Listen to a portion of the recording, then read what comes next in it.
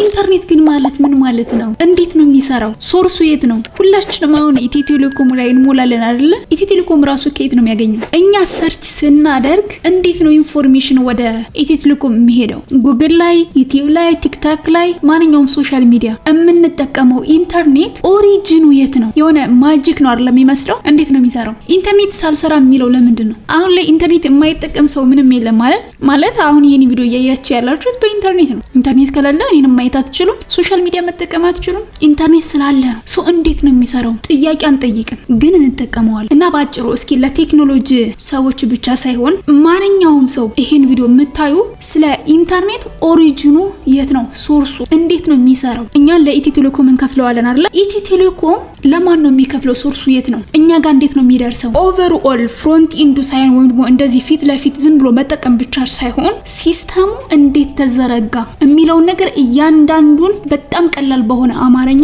እንድትረዱት አድርጌ እስኪ ላስረዳችሁ። በመጀመሪያ ኢንተርኔት የሚለውን ወርድ ዲፋይን እናድርገው።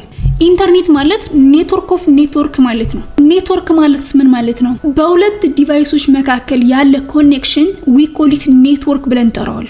ለምሳሌ ይሄ ሁለቱ ስልክ አለ አይደለ? ይሄ ሁለቱን ስልክ ዳታ እንዲላላክ ባደርግ በቴሌግራም ወይም ደግሞ በዋትስአፕ ወይ ደግሞ ቲክታክን ከፍቼ በዚህኛው እኔ ቻት እያደረኩ በዚህኛው ደግሞ ሌላኛዋ ጓደኛዬ ቻት ብታደርግ ሁለቱ ዲቫይሶች ፊዚካሊ ሳይሆን ሎጂካሊ ተገናኝተዋል አይደለ? ስለተገናኙ ነው ሁለቱንም ስልክ በየራሳችን አፕሊኬሽን ዳታ እየተላላክን እያወራን ያለን። ወይም ደግሞ ይሄ ስልክ ከሌላ ኮምፒውተር ጋር እዚህ እኔ አጠገብ ካለም ጋር ሊሆን ይችላል፣ ከሌላ ቦታም ያለ ሰው ጋር ሊሆን ይችላል። ስለዚህ ሎካሊ ያሉ ዲቫይሶችን ኮኔክት ስናደርጋቸው ዊ ኮል ኢት ኔትወርክ ብለን ጠራው። ኔትወርክ ማለት መገናኘት ማለት ነው። ዝም ብሎ በገመድ ማገናኘት ሳይሆን እርስ በርሳቸው እንዲግባቡ ኖት ኦንሊ ፎር ፊዚካል በት ኦልሶ ሎጂካል። አሁን ለምሳሌ እንትናና እንትና እኮ ኔትወርክ አላቸው ከተባለ በሁለት ሰዎች መካከል እርስ በርሳቸው ይግባባሉ፣ ይናበባሉ፣ ይተጋገዛሉ፣ ውስጥ ለውስጥ ይተዋወቃሉ እንደማለት ነው አይደለም? ስለዚህ በኮምፒውተርም ኔትወርክ ማለት መገናኘት ማለት ዲቫይሶች እርስ በርሳቸው ኮሙኒኬት ሲያደርጉ እርስ በርሳቸው ዳታ ሲላላኩ ዊ ኮል ኢት ኔትወርክ። ኢንተርኔት ማለት ደግሞ ኤ ኔትወርክ ኦፍ ኔትወርክ ኢንተርኮኔክትድ ኮምፒውተርስ አክሮስ ዘ ግሎብ ወይም ደግሞ ፍሮም ዘ ወርልድ። አሁን ላይ በቢሊየን የሚቆጠሩ ኮምፒውተሮች እርስ በርሳቸው ኮሙኒኬት ያደርጋሉ፣ ኢንፎርሜሽን ሼር ያደርጋሉ ቢካዝ ኦፍ ኢንተርኔት። ሰው ኢንተርኔት መቼ ተጀመረ? ኢን ዘ ወርልድ በ1969 እንደ ኢሮፒያን አቆጣጠር። አሁን 2026 ነው። ከ2026 1969 ስትቀንሱት 57 ዓመት ከዛሬ 57 ዓመት በፊት ነው ኢንተርኔት የመጣው። ዱሪንግ ኦን ዛት ታይም ኢንተርኔት የዚህን ያህል ካፓሲቲ ወይም ደግሞ አቅም አልነበረውም። ኮንሰፕቱ ነው የነበረው። በዛን ሰዓት የነበረው የኢንተርኔት ፕሮጀክት ኔም ዊ ኮል ኢት አርባኔት። አርባኔት ማለት አድቫንስድ ሪሰርች ፕሮጀክት ኤጀንት ኔትወርክ። የዚህን ፕሮጀክት ሀሳብ ያመጡት የአሜሪካን የጦር ሰራዊት ወይም ደግሞ ዲፓርትመንት ኦፍ ዲፌንስ የተባለው ግሩፕ ነበረ እና በዛን ሰዓት ምንድነው ያደረጉት? በሁለት ኮምፒውተሮች መካከል ቴክስት ነበረ የላኩት። ያችም ቴክስት ሎጊን የምትል ቴክስት። ነገር ግን የሲስተም ክራሽ ስለነበረ ኤልኦ ብቻ ነበረ ከአንዱ ኮምፒውተር ወደ አንደኛው ኮምፒውተር የደረሰችው። በ1980ዎቹ አጋማሽ አካባቢ ቲሲፒ አይፒ ፕሮቶኮል። ቲሲፒ ማለት ትራንስሚሽን ኮንትሮል ፕሮቶኮል። ኔሙን አንደርላይን አድርጋችሁ እዩት። ትራንስሚሽን ማለት ትራንስሚት የሚደረግ፣ ኮንትሮል ፕሮቶኮል ፕሮቶኮል ማለት ሩል ማለት ነው፣ ስታንዳርድ ማለት ነው። ሶ ቲሲፒ አይፒ ፕሮቶኮል በ1980ዎቹ አጋማሽ ይፋ በመሆኑ የተለያዩ መረቦችን ወይም ደግሞ ኔትወርኮችን እርስ በርስ ግንኙነት እንዲያደርግ ለመጀመሪያ ጊዜ መድረኩን ከፈተ። በ1989 አካባቢ እንደ ኢሮፒያን አቆጣጠር አንድ የእንግሊሽ ሳይንቲስት ነበረ፣ ቲም በርነርስ-ሊ የተባለ ምሁር www ወይም ደግሞ ወርልድ ዋይድ ዌብን ክሬት በማድረግ ኢንተርኔት ፐብሊክ እንዲሆንና አሁን ያለውን ቅርጽ እንዲይዝ አደረገው። በዓለም ላይ ኢንተርኔት በ1969 አካባቢ ወይም ደግሞ ከዛሬ 57 ዓመት በፊት ከሆነ ኢንትሮዲዩስ የሆነው እዚህ ሀገራችን ኢትዮጵያ ላይ መቼ ነው የመጣው? ኢንተርኔት ወደ ኢትዮጵያ በይፋ የገባው እንደ ኢሮፒያን አቆጣጠር በ1997 በኢትዮ ቴሌኮሙኒኬሽን ኮርፖሬሽን ወይም ደግሞ የአሁኑ ኢትዮጵያ ቴሌኮም አማካኝነት ነበረ። የመጀመሪያዎቹ አካባቢ የሳተላይት ዘመን የሚባሉ ወይም ደግሞ ሳተላይት ኢራ፣ ይህ ከፍተኛ ወጪን የሚያስወጣ እጅግ በጣም ቀርፋፋ ወይም ደግሞ ናሮ ባንድ የሆነና በከፍተኛ ሁኔታ ለአየር ተጋላጭ የሆነ ዘመን ነበር። ኤንዘን ከሳተላይት ኢራ ወደ ፋይበር ኦፕቲክስ ዘመን ሙቭ አደረግን። አሁን ያለንበት ሳብመሪን ፋይበር ኦፕቲክስ ኢራ በመባል የሚታወቀው በአሁኑ ወቅት ከ99% በላይ የዓለምና የኢትዮጵያ ኢንተርኔት የሚሰራው በውቅያኖስ ስር በተዘረጋው የፋይበር ኦፕቲክስ ገመዶች ወይም ደግሞ ሳብመሪን ኬብል ነው። እንደሚታወቀው አገራችን ኢትዮጵያ የራሷ የሆነ የባህር በር የላትም። ስለዚህ አሁን እየተጠቀምን ያለነው የሳብመሪን ፋይበር ኦፕቲክ ኬብል ነው ካልን ሳብመሪን ፋይበር ኦፕቲክ ኬብል ማለት አንደር ኦሽን ወይም ደግሞ ከሀይቅ ወለል የተዘረጋ ኬብል እንደማለት ነው። ሶ የዛ ሶርስ የት ነው? በ1969 ኢንተርኔት ለመጀመሪያ ጊዜ አርባኔት የተባለው ፕሮጀክት ኢንትሮዲዩስ የተደረገው በዋሽንግተን ዲሲ ነው። ስለዚህ ያ ፕሮጀክት አድጎ ነው አሁን ላይ ያለውን ፎርም የያዘው። ሶ ኮሩ እንደ ዲስትሪክት ማለት ለዓለም እያከፋፈለው ያለው የኢንተርኔት ሶርስ እዛው ዋሽንግተን ዲሲ ላይ ያለ ኢንተርኔት ነው። እኛ ኢንተርኔትን የምናገኘው በሳተላይት ነው? ኖ፣ በሳተላይት አይደለም። በሳብመሪን ፋይበር ኦፕቲክ ኬብል፣ ያ ማለት ከሀይቅ ስር ወይም ደግሞ ከባህር ወለል በተዘረጋ ኬብል ነው። ኢትዮጵያ ላይ እዚሁ አዲስ አበባ እንደ ዲስትሪክት ሴንተር የራሱ የሆነ የኢትዮ ቴሌኮም ሴንተር አለ። ከዛ እዚሁ አዲስ አበባ በተለያዩ ቦታዎች የተዘረጋ ኢትዮጵያ ውስጥ ላሉ ሪጅኖችም እዚሁ አዲስ አበባ ካለው ኢትዮ ቴሌኮም ነው የሚወስዱት። እንዴት ነው የሚወስዱት? አሁንም በፋይበር ኦፕቲክ ኬብል አንደር ዘ ግራውንድ በተተከለ ኬብል ነው የሚሄደው። ሶ ኢማጂን አድርጉት፣ ከዋሽንግተን ዲሲ ሂሪን አዲስ አበባ በገመድ ነው ተስቦ የመጣው። ዳታ እንሞላለን። ያ ዳታ ለማን ነው የሚሄደው? ለኢትዮ ቴሌኮም። ኢትዮ ቴሌኮም ደግሞ የሚከፍለው ለማን ነው? ለሶርሱ።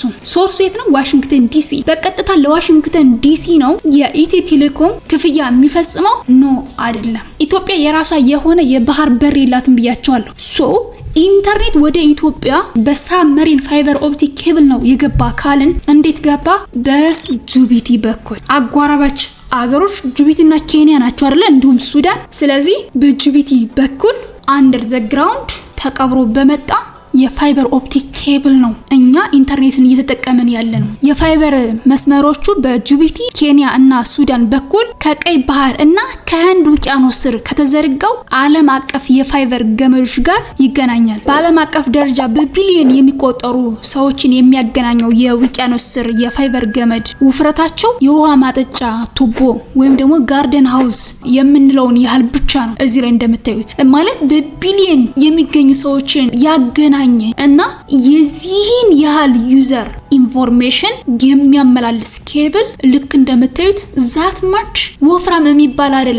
አንድ የውሃ ማጠጫ ቱቦ የሚያክል ኬብል ነው። ነገር ግን መረጃን በብርሃን ፍጥነት ወይም ደግሞ ስፒድ ኦፍ ላይት የማስተላለፍ አቅም አለው። አሁን የኢንተርኔት ሶርስ ግልጽ የሆነላችሁ ይመስለኛል። ኢትዮ ቴሌኮም ኢንተርኔት ወደ ኢትዮጵያ እንዲገባ ያደረገው በ1997 ነው አልኳችሁ አይደል? ነገር ግን ከዚህ ከመስመር ጋር ወይም ደግሞ ከመደዋወል ጋር ማያያዝ የለባችሁም። ኢትስ ሎንግ ታይም። ፎን ኮል ወይም ደግሞ መስመር የገባው በጣም ሎንግ የሆነ ታይም ነው። ፐብሊካሊ ግን ኢንተርኔትን ወይም ደግሞ ዳታን መጠቀም የጀመርነው የዛሬ 29 ዓመት አካባቢ ነው። ስለዚህ የኢትዮጵያ ኢትዮ ቴሌኮም ዲስትሪክት ሴንተር አዲስ አበባ ነው መቀመጫው።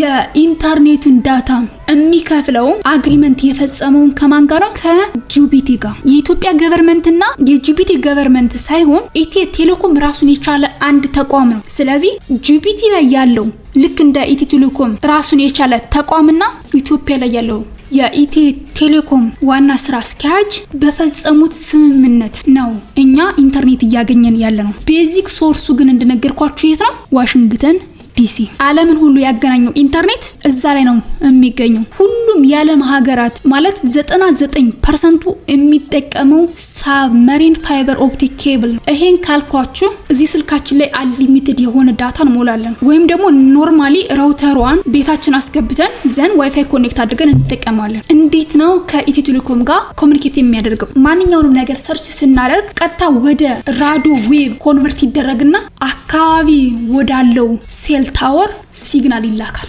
ሪኩዌስት የምናደርጋቸው ነገሮች በሙሉ ምን ደውለውን ጨምሮ ዘን አካባቢያችን ያለው ሴል ታወር በኢትዮ ቴሌኮም የተዘረጋው ቀጥታ ወደ ኮር ኔትወርኩ ይልከዋል። ያ ማለት አካባቢ ወዳለው ኢትዮ ቴሌኮም ይላካል። ከስልካችን የሚወጣው ራዲዮ ዌቭ ነው ብያቸዋለሁ አይደል? ያ ወዴት ነው የሚሄደው? አካባቢያችን ወዳለው ወደ ሴል ታወር። ያ ሴል ታወር ደግሞ ያንን መረጃ ወደ ኮር ኔትወርኩ ወይም ደግሞ ወደ ኢትዮ ቴሌኮም ይልከዋል። እያንዳንዱ የሲም ካርድ ባለቤት በሲስተም ውስጥ ልዩ የሆነ IMSI ወይም ደግሞ ኢንተርናሽናል ሞባይል ሳብስክራይበር አይዴንቲቲ ቁጥር አለው። ይህ IMSI ዋና ስራው ምንድነው? ዳታ ስንገዛና ስንጠቀም አንደኛ OCS ኦንላይን ቻርጂንግ ሲስተም። ኦንላይን ቻርጂንግ ሲስተም ማለት ካርድ እንገዛለን፣ ዳታ እንሞላለን። ያ ዳታ ሲሞላ ሪል ታይም የሆነ ሪስፖንስ ነው የሚሰጠው። ኢሚዲየትሊ ሪስፖንስ እናገኛለን። ልክ እንደሞላን ዳታ ስንከፍት ይሰራል። ያን አይዴንቲፋይ የሚያደርገው እንደነገርኳችሁ ኢንተርናሽናል ሞባይል ሳብስክራይበር አይዴንቲቲ ስላለው እያንዳንዱ ዩዘር እንዲሁም PCRF ፖሊሲ ኮንትሮል ኤንድ ቻርጂንግ የምንጠቀመው በአንዱ ዲስ ኮንትሮል የሚያደርግበት GSM ወይም ደግሞ PGW የሞባይል መረቡን ወይም ደግሞ ኔትወርኩን ከዓለም አቀፍ ኢንተርኔት ጋር የሚያገናኘው ዋና በር ወይም ደግሞ ጌትዌይ እነዚህ ነገሮች ክሮስ ቼክ ያደርጋል ኢትዮ ቴሌኮም። ባጭሩ አሁንም ላስረዳችሁ። ለምሳሌ ዳታ ሳልሞላ የሆነ ነገር ሰርች አደረኩኝ። ሰርች የማደርገው ነገር አካባቢ ወዳለው ታወር በራዲዮ ዌቭ አማካኝነት ይሄዳል። ያ ታወር ከኢትዮ ቴሌኮም ጋር የተገናኘው በፋይበር ኦፕቲክ ኬብል ነው። ቀጥታ በገመድ ነው የተገናኘው። ዘን ኢትዮ ቴሌኮም ኦንላይን ቻርጂንግ ሲስተም ማለት እያንዳንዱ ዲቫይስ ኢንተርናሽናል ሞባይል ሳብስክራይበር አይዴንቲቲ።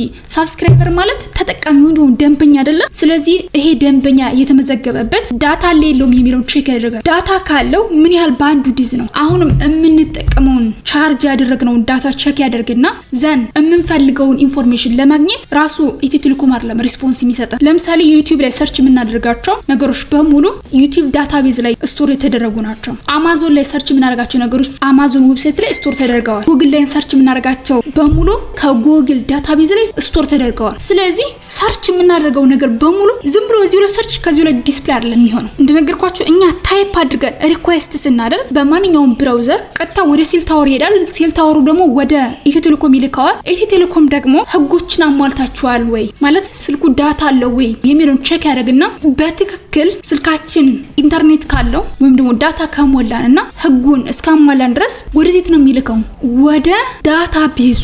ዳታቤዙ የት ነው ያለው? ለምሳሌ የዩቲዩብ ዳታቤዝ አሜሪካ ላይ ነው ያለው አይደል? የአማዞን ዳታቤዝ በተመሳሳይ። ስለዚህ ወደዛ ይልከዋል። ኤንዘን ሰርቨሩ የምንፈልገውን ኢንፎርሜሽን ሪኩዌስት ያደረግነው ፌች ወይም ደግሞ ኤክስትራክት ያደርግና ይመልስልናል። ዛት ኢዝ ኦቨርኦል ሲስተም እንጂ እዚሁ ላይ ሪኩዌስት ከዚሁ ላይ መልስ አይደለም። አሁንም የሆነ ማጂክ ሊመስል ይችላል አይደለ? አንድ ከባህር ወለል በተዘረጋ የፋይበር ኦፕቲክ ኬብል እኛ የምንፈልገው ዳታ መጀመሪያ ከኛ ይወጣና አካባቢያችን ወዳለው ሴል ታወር፣ ከዛ ሴል ታወር ወደ ኢትዮ ቴሌኮም፣ ከኢትዮ ቴሌኮም ወደ ጁቢቲ፣ ከጁቢቲ ወደ ዋሽንግተን ዲሲ፣ እዛ ሂዶ ከዳታ ሴንተሩ ሰርቨሩ የምንፈልገው ነገር ፌች አድርጎ ዘን ሪስፖንስ ሲሰጠን ሜቢ 1 ሰከንድ 2 ሰከንድ ወይም ደግሞ 30 ሰከንድ ይጨርሳል። ኦቨርኦል ሲስተሙ በዛ መልኩ ነው የሚሰራው። እና አንድ ነገር ልጨምራችሁ፣ የሰዎችን ስልክ እዚህ ላይ ሴቭ ስናደርግ ለማስታወስ እንዲመችን ስልክ ቁጥር እንጽፍና ከላይ ስማቸውን እንጽፋለን። ምክንያቱም እኛ ለመያዝ የሚቀለን ስማቸውን ነው፣ ወይም ደግሞ ሰርች አድርገን ስናወጣ በቀላሉ የምናስታውሰው ስማቸውን ነው እንጂ የሁሉንም ስልክ 0909 እያለን በጭንቅላታችን ሴቭ አድርገን አንይዘውም። ልክ እንደዛ ሁሉ ኮምፒውተር በአይፒ አድሬስ ነው የሚሰራው። ያ ማለት በቁጥር፣ እኛ ደግሞ የምንጽፈው በቴክስት ነው፣ በስም ነው። ስለዚህ ኮምፒውተሩ ያንን አንደርስታንድ ስለማያደርግ